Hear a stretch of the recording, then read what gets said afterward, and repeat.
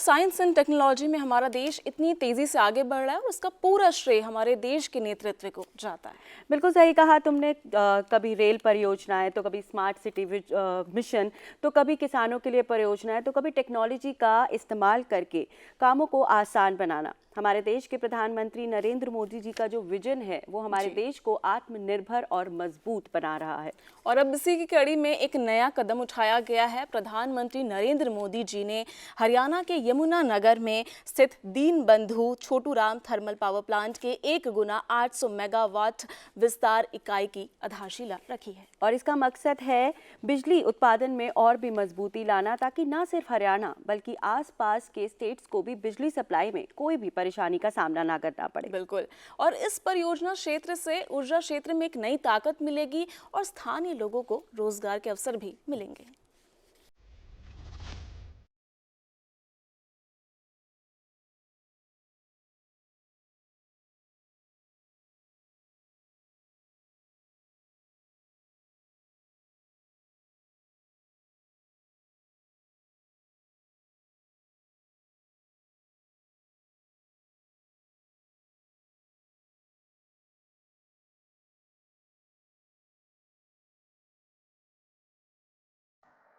विकसित भारत के लिए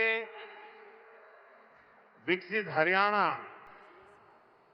ये हमारा संकल्प है। इस संकल्प की सिद्धि के लिए, हरियाणा के लोगों की सेवा के लिए, यहां के युवाओं के सपनों को पूरा करने के लिए हम ज्यादा स्पीड से, ज्यादा बड़े स्केल पर काम करते रहते हैं। आज यहां शुरू हुई विकास परियोजनाएं, ये भी इसी का जीता जागता उदाहरण है। मैं हरियाणा के लोगों को इस विकास परियोजनाओं के लिए बहुत बहुत बधाई देता हूं। साथियों, मुझे गर्व है कि हमारी सरकार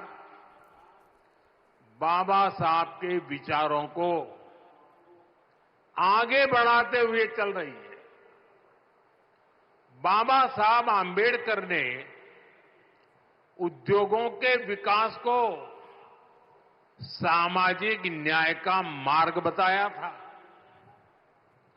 बाबा साहब ने भारत में छोटी जोतों की समस्या को पहचाना था। बाबा साहब कहते थे कि दलितों के पास खेती के लिए पर्याप्त जमीन नहीं है, इसलिए दलितों को उद्योगों से सबसे अधिक फायदा होगा। बाबा साहब का विजन था कि उद्योगों से दलितों को ज्यादा रोजगार मिलेंगे और उनका जीवन स्तर ऊपर उठेगा।